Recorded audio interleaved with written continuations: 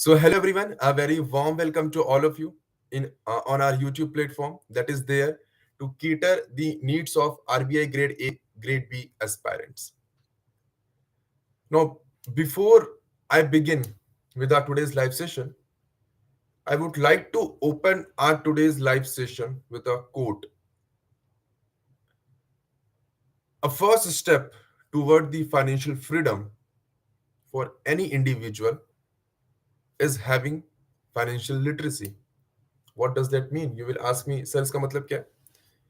It means if you want to be financially free, if you want to be financially free, the first step that you should be taking to become a financially free individual is having a proper financial knowledge, is having a proper financial literacy.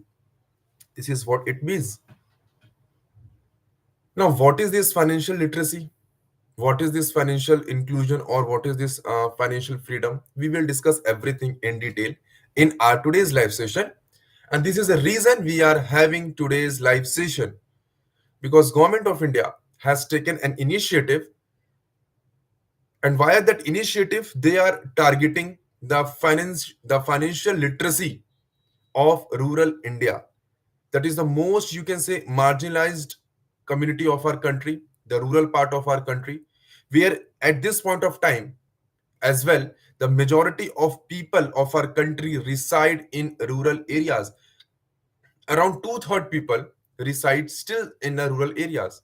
And as I told you in the beginning of this session, that having financial literacy is the first step towards your financially free lifestyle. And now, with no further delay, let's begin with our discussion of the day.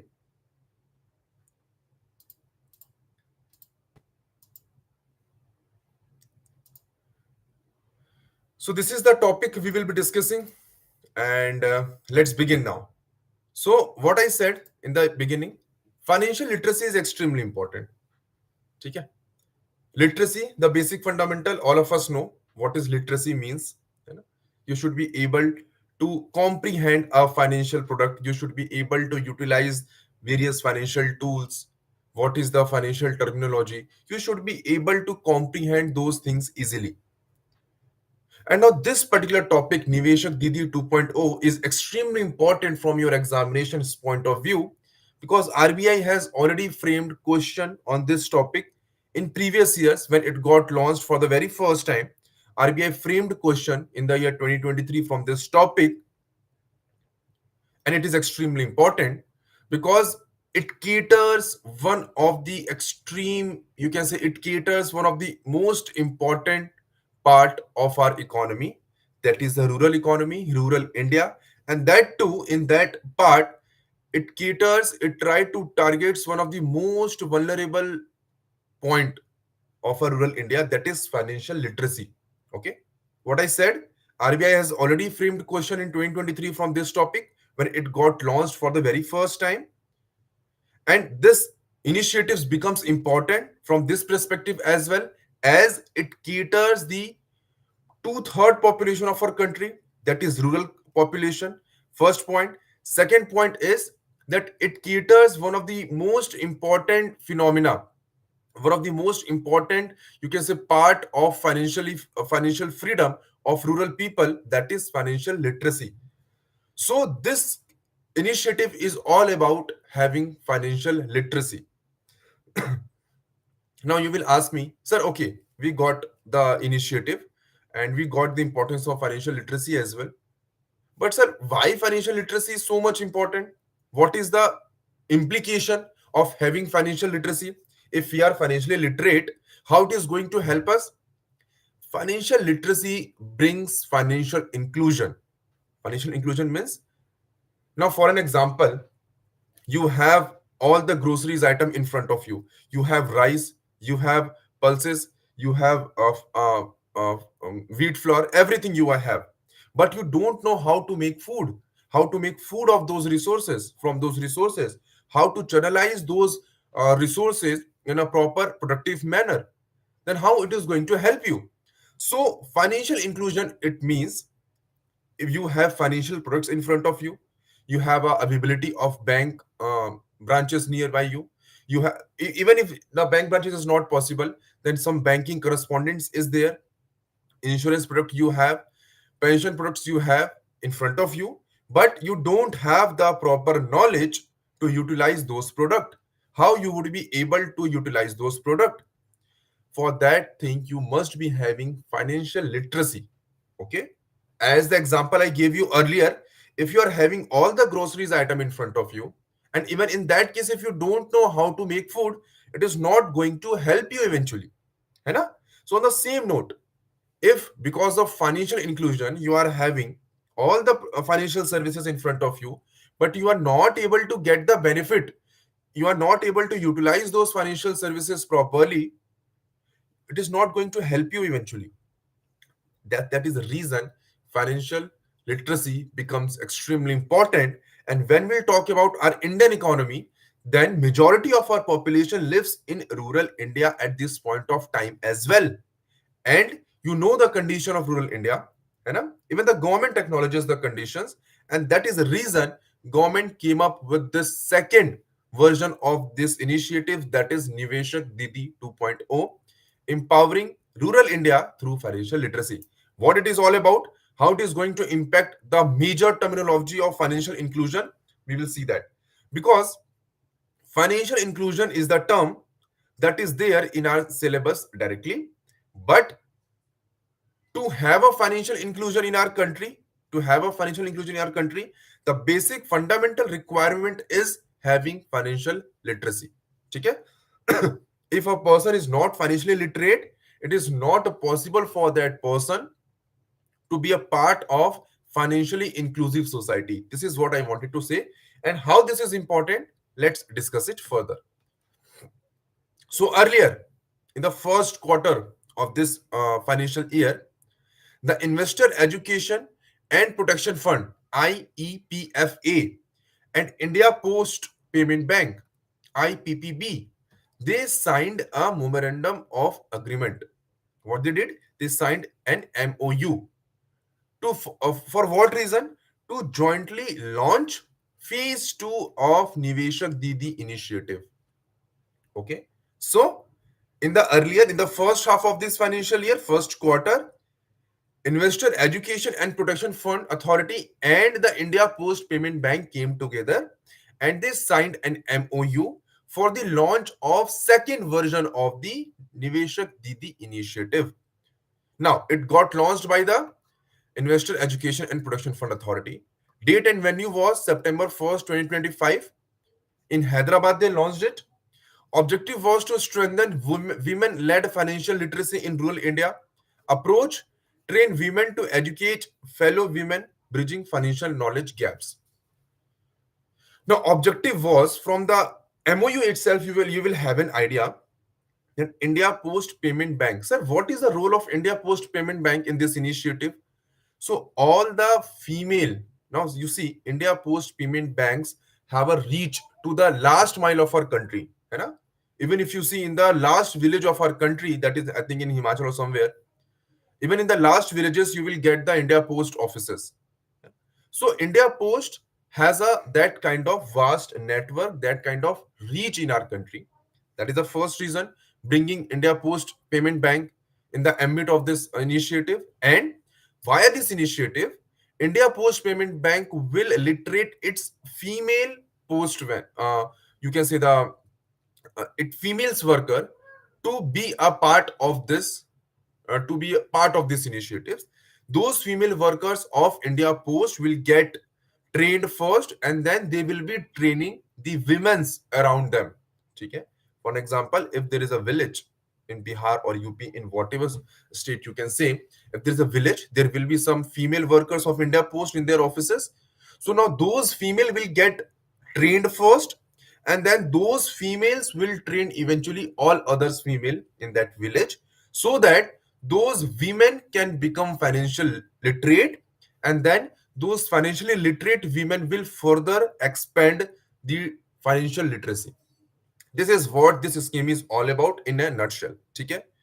It got launched by Investor Education and Protection Fund Authority in collaboration with India Post Payment Bank. First of all, it got launched on this month only. Sorry, in the previous month. Now today is 1st of October. On September 1st, it got launched in Hyderabad. Objective was to strengthen women-led financial literacy in rural India. Approach is to train women to educate fellow women and bridging financial knowledge gaps. Now let's discuss the fundamentally or the technical language of financial literacy. What is financial literacy, first of all, and what is financial inclusion? As I said, financial having financial you can say literacy is the first step to become a part of financially inclusive society, and then it becomes a second step. If you are a financially literate, then you will become a part of financially inclusive society, and then you will become financially free in your life. So the financial literacy is the first step. Because of financially literacy, you will become a part of financially inclusive society, and then you will become financially free. So, what is the relationship between financial literacy? What is financial illiteracy? What is financial inclusion? And what is the relationship between these two phenomena? Let's discuss this thing as well. So, first and the foremost thing is the financial literacy. Now, first of all, it is an ability. It is an ability to understand and effectively use financial skills like budgeting, saving, investing, and credit management. Okay, what I said, it is a fundamental financial skill. Having You must be having that financial skill with you so that you can understand and you can effectively use the phenomena of budgeting, how you must be saving, how much you must be investing, how you must be managing your credit. So all these skills comes under the ambit of financial literacy, and you should be able to use these skills and to understand this proper financial phenomena or the financial terminologies. This is what financial literacy is all about. It enables better financial decisions. It reduces vulnerability to exploitation and instability. It also contribute to economic growth and equality. Okay? Now, sir, what is financial inclusion? Sir, you said that after the financial literacy, the first step you will become a part of financially inclusive society. The same example I gave you in the beginning of this session, that even if you are having all the credit facilities in front of you, banking accounts in front of you, insurance product, pension products, but you are not financially literate, then you won't be able to comprehend that thing. Okay? You won't be able to comprehend, you won't be able to utilize the potential of these financial products. So basic fundamental thing you got to know.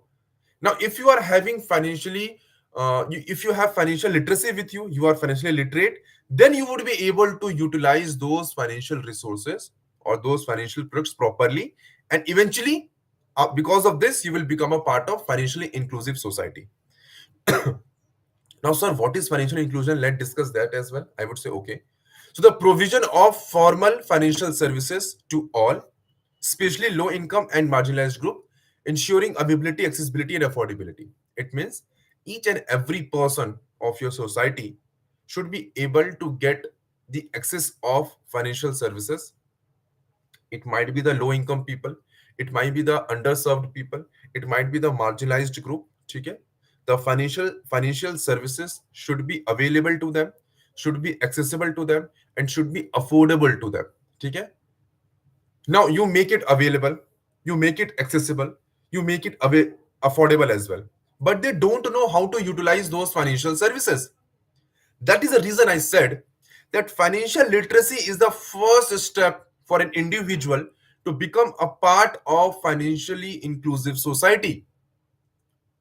And once a person is having financial literacy, that person is become a active member of financial inclusive society, and eventually it will provide that individual financial freedom that we are talking about. And that was my opening line of this live session, that financial literacy is one of the basic steps that is required to become financially freedom for every individual. This is as true. What is the key component of financial inclusion? Access, affordability, usage. Very easy. Then, what is the relationship that I just elaborated you? The relationship. Let's discuss it in theory content as well. So financial literacy is a gateway to effective financial inclusion. Okay, as I told you, even if you want to become a part of financially inclusive society, you must be having fundamental financial literacy with you. Then only you will become a part of financially inclusive society. It helps individuals understand and use financial products and services efficiently. The same thing I told you in the beginning of this session. I gave you all the grocery items, but you don't know how to make food out of it. Then, if you bring it in a financial context, the same example, you are having all the financial services in front of you, but you don't know how to utilize those financial services and what is the usage of these financial services. So financial literacy is a gateway to not only to become a part of financially inclusive society, but also even if you want to become financially freedom, sorry, if you want to become financially free, in all these scenarios, financial literacy is become a fundamental step. Without financial literacy, people may struggle to know their rights and utilize the financial tools, and even if access is available. This is what I'm trying to convey you. Both literacy and inclusion are essential for financial stability, welfare, and societal prosperity. In nutshell, you'll call it financial freedom. First, you must be having financial literacy with you. Then, if you have financial literacy, you will become a part of financially inclusive society, and eventually it will provide you the most required, or you can say the most sort of financial freedom. Okay? This is what the financial literacy is all about, the financial inclusion is all about, and financial freedom is all about. So all these things are interconnected somewhere or other. Now we discussed why we are discussing, because Investors Education Protection Fund came up with the Niveshak Didi 2.0 in collaboration with India Post Payment Bank. I told you the basic fundamental of this initiative as well. Now we will see some key aspect of Niveshak Didi 2.0. The first key aspect is for women by women. Women postal workers will get trained as the leaders, as a financial educator. First, the women postal workers will get trained as a leader, as a financial educator, and then these women postal workers will educate the rural women's, and then they will further expand, further spread the knowledge of financial literacy. It expands outreach to panchayats and villages. The focal point of this initiative is rural economy, rural India, rural women. Core themes are safe investments, money management, digital banking, fraud prevention. It is a community-led model. Obviously, when these female postal workers will get literate, will get trained as a financial educator, then they will further literate to the women of the rural societies. Okay? It means it is a community led model. You are directly engaging with the community. You are occupying the various part of the community to become an educator in itself. Okay, women postal workers will get trained first, and then eventually they will train women's, rural women's, and those women, uh, those females of the rural India will become educator in itself. Then they will spread the knowledge of financial literacy. Very easy partnership. So Investor Education and Protection Authority has partnered with India Post Payment Bank. We saw that. What are the goals of phase two? Stronger awareness, inclusive banking, and women-led development. These are the basic goals of the phase two.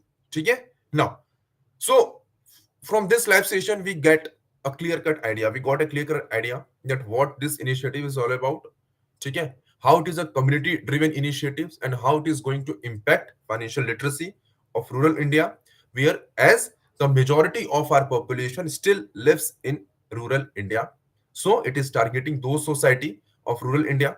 Then we discussed what is financial literacy means, what is financial inclusion, and what is the relationship between the financial literacy and financial inclusion, and how it helps us to provide more financial stability, more financial welfare, and more informed financial decision, so that an individual, specifically via this initiative, a rural society, an Indian rural individual become more and more financial free.